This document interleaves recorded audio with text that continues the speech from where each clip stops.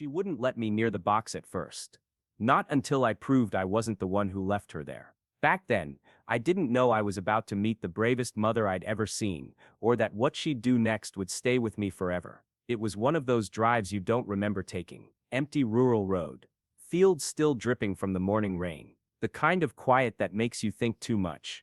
I wasn't looking for anything, wasn't expecting to stop. But then I saw her, a German shepherd, standing rigid near the shoulder of the road, staring straight at my car like she'd been waiting for me. Most dogs run when a car slows down. She didn't. She stepped forward, alert, tense eyes locked on mine through the windshield. And something in the way she held herself, head low, body coiled, made me ease my foot off the gas. This wasn't a stray wandering aimlessly. This was a dog with a job. I pulled over maybe 20 feet away, engine still running, and that's when I saw it, a cardboard box.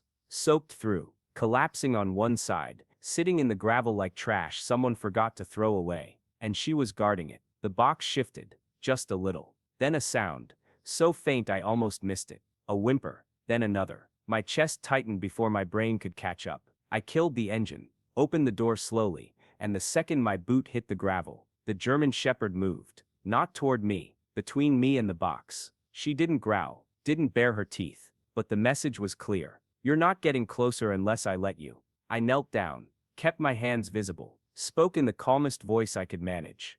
Hey girl, it's okay, I'm not gonna hurt you. She didn't relax, didn't wag, just stood there, muscles trembling with exhaustion, eyes tracking every breath I took. That's when I heard it again, the whimpering, louder now, desperate. I leaned to the side, just enough to see inside the box, and my stomach dropped. Puppies, 4 of them, tiny German shepherds, barely old enough to open their eyes, soaked, shivering, muddy, their little bodies pressed together in a heap too weak to cry for long. One of them wasn't moving at all. Someone had put them in that box, driven them out here, and left them to die. The German shepherd saw me looking, saw the horror on my face, and for a split second, her body sagged like she'd been holding herself together by sheer force of will, and now that someone finally saw them, she didn't know if she could keep going. Her ribs showed through matted fur, paws caked in mud, eyes hollowed out from nights without sleep. How long had she been out here? How many cars had passed without stopping? The rain started again, soft at first, then harder. Cold drops hit the puppies, and they whimpered louder, twisting in the soggy cardboard like they were trying to burrow into warmth that didn't exist. The German shepherd whined. Not loud, not frantic, just broken.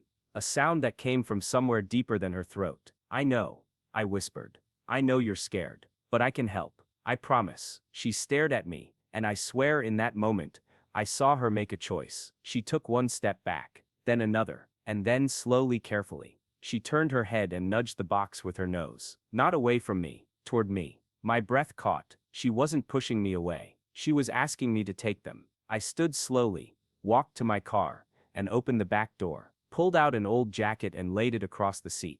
Then I grabbed what I had, a granola bar, some beef jerky, a bottle of water. Not much, but it was something. I walked back and placed the food on the ground about 6 feet from her. Then I stepped back, way back. She looked at the food, looked at me, looked at her puppies. You could see the war happening inside her, hunger versus caution, desperation versus survival instinct. Her legs were shaking just from standing. Finally she moved, one paw forward, then another. She sniffed the jerky, ears flat, tail low, and then she ate. Not like a starving dog, carefully, methodically, like she was rationing every bite, and the whole time she never took her eyes off her babies. One of the puppies tried to stand. Its little legs wobbled, buckled, and it collapsed back into the heap. The German shepherd stopped eating mid-bite. Her head snapped toward the box. She whined again, that same broken sound, and I saw it in her eyes. She knew they were running out of time. I took a breath, opened my car door all the way, wide, inviting, and then I looked at her. Come on girl, let's get them warm. She stared at the open car, then at me, then at the box, and for a long horrible moment, I thought she was going to run. But then, she took one cautious step toward the car. She could have run. Any other dog would have.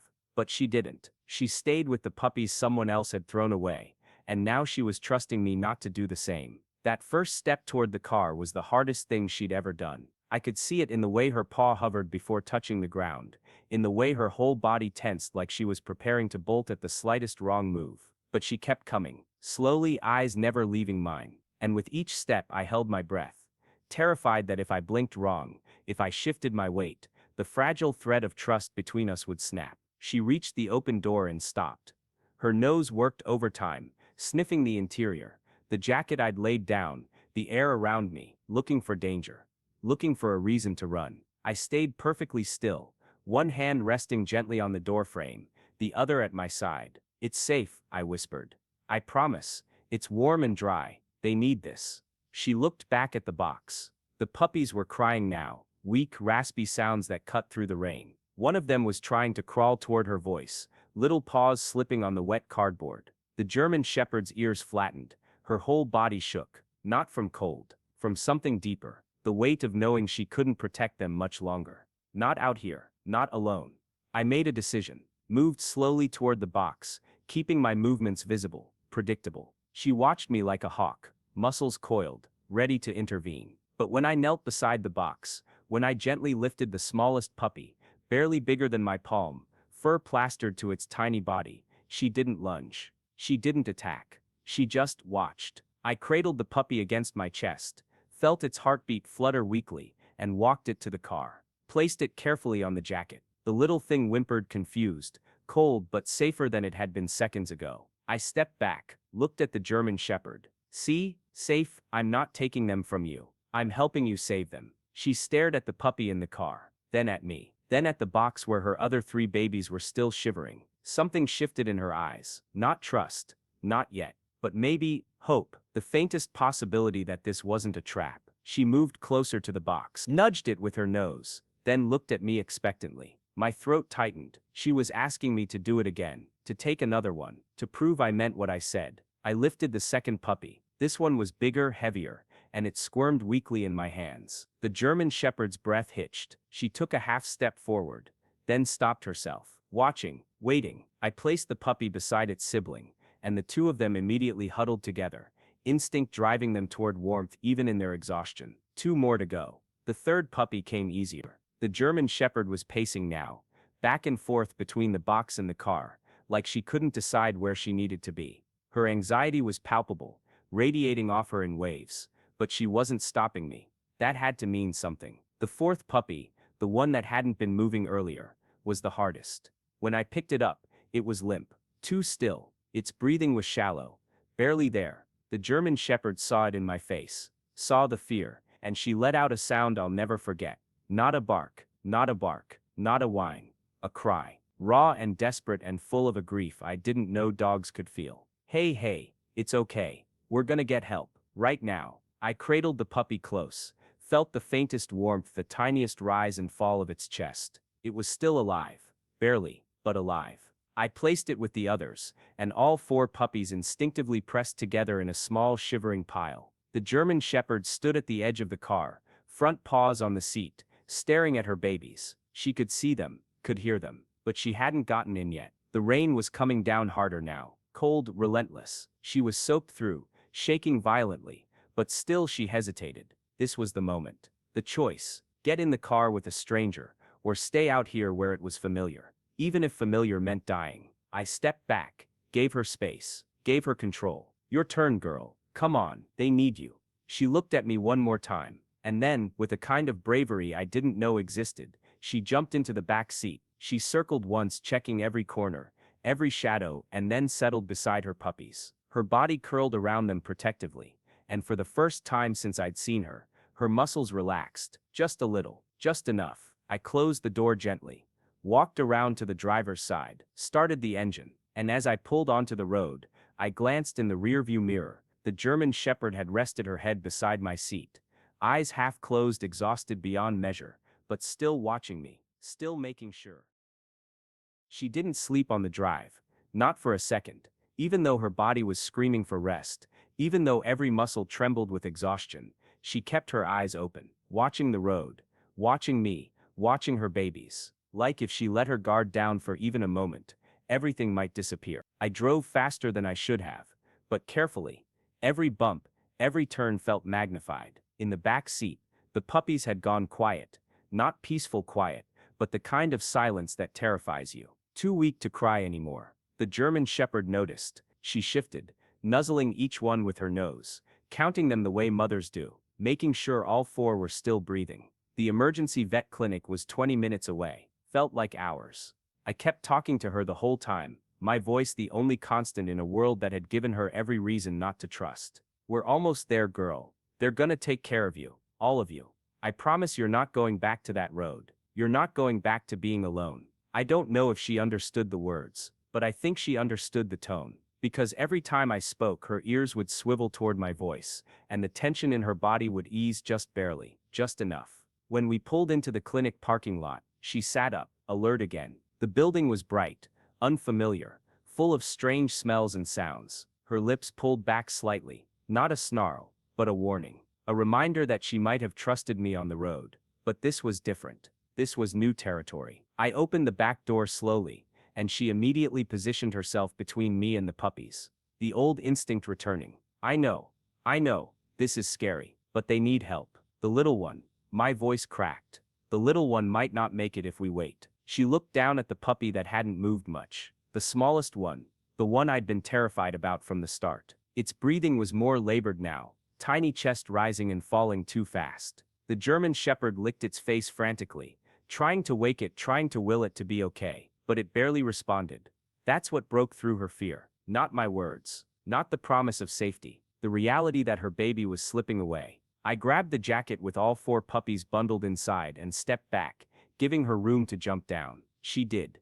Immediately pressing against my leg, following so close I could feel her breath on my hand. We walked to the entrance together, and when the automatic doors slid open, she froze. The bright lights, the antiseptic smell, the sound of dogs barking somewhere in the back. Every instinct told her to run, but she looked at the bundle in my arms, at her puppies, and she stepped inside. The vet tech at the front desk saw us coming, and her eyes went wide. Oh my God, she was already moving, calling back to the exam rooms, grabbing supplies. Within seconds we were ushered into a room, and I gently laid the jacket on the exam table. The puppies spilled out, whimpering weakly, and the German Shepherd immediately tried to jump up with them. It's okay, let her, I told the tech. She won't let anyone near them otherwise. The German Shepherd climbed onto the table, something she'd probably never done in her life, and stood over her babies, hackles raised, eyes darting between me and the vet tech and the door. Protecting. Always protecting. The vet came in fast,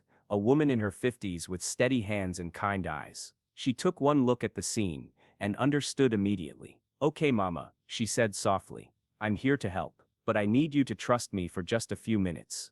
Can you do that? She reached out slowly, let the German Shepherd sniff her hand. The dog's nose worked, taking in the scent.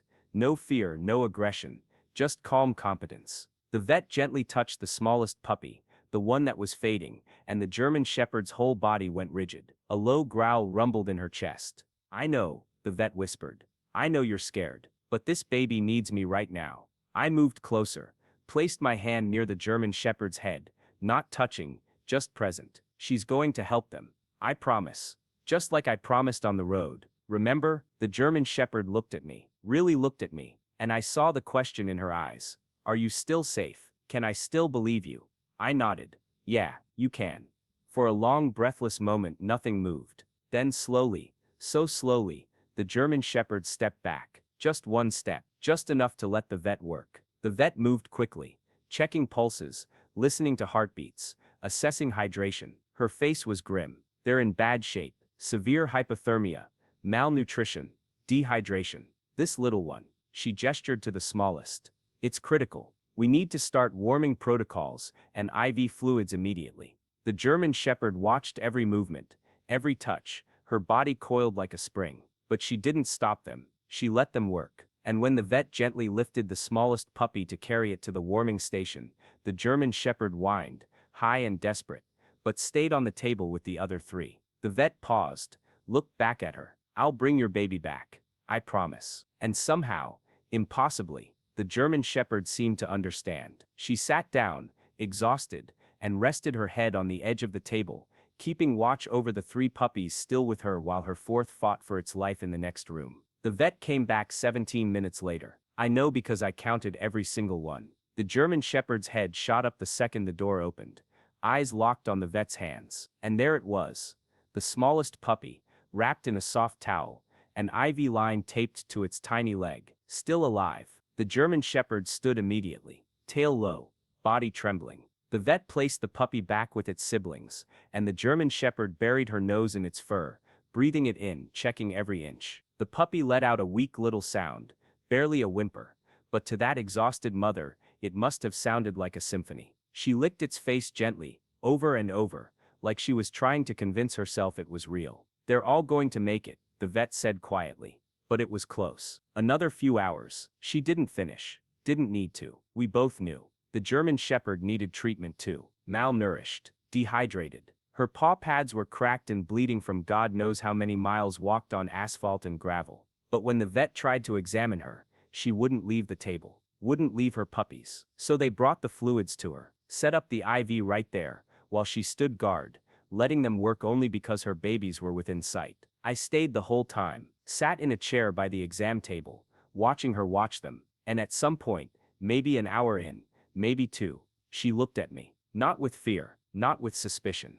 Just gratitude. A look that said, "You didn't leave us. You stayed." "Yeah," I whispered. "I stayed." They wanted to keep them overnight for observation. Standard protocol, but the German Shepherd wouldn't settle in the kennel. She paced, whined, scratched at the door, panic rising with every second she couldn't see her puppies. The tech tried everything, but nothing worked. Finally, the vet came to me with an exhausted smile. "Any chance you can take them home tonight? She'll be calmer with you." And honestly, they all will. I didn't even hesitate.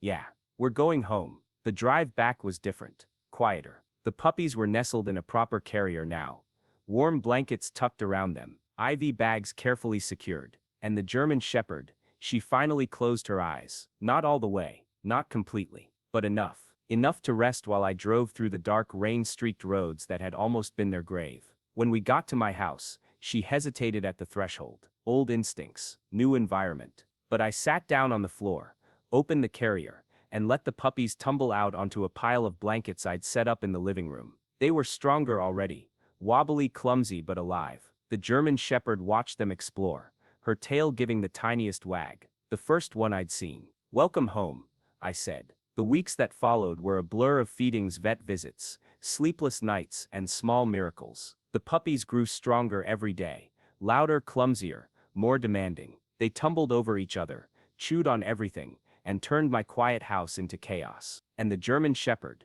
she changed too. The fear in her eyes faded, replaced by something softer. She started greeting me at the door, started wagging her tail when I came home, started resting her head on my knee while we watched her babies play. She was healing, and so was I. When the puppies were 8 weeks old, the calls started coming. Good families, carefully vetted, people who understood what these little survivors had been through and wanted to give them the lives they deserved. One by one, they left for their new homes, each adoption bittersweet, each goodbye necessary. The German Shepherd watched them go.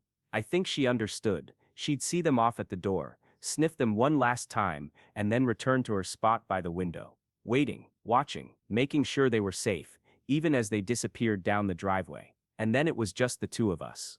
I didn't plan to keep her. That wasn't the original idea. But one evening, as I sat on the couch, she walked over, no hesitation, no fear, and rested her head in my lap. Not because she needed protection anymore. Not because she was scared. Just because she wanted to. Because somewhere along the way, we'd become family. I looked down at her, this brave, scarred, beautiful soul who'd refused to give up on the side of that road. "You're staying, aren't you?" Her tail thumped once against the floor. A simple answer. "Yeah," I said, scratching behind her ears. "Me too." She's still here, sleeps by my bed every night, greets me every morning. And sometimes, when we drive past that stretch of road where I found her, she sits up and looks out the window. Remembering, maybe, or just making sure no one else is out there, waiting in the rain for someone to stop. I always slow down now, just in case. Because she taught me something that day, that the bravest thing you can do isn't surviving alone. It's trusting someone enough to let them help you.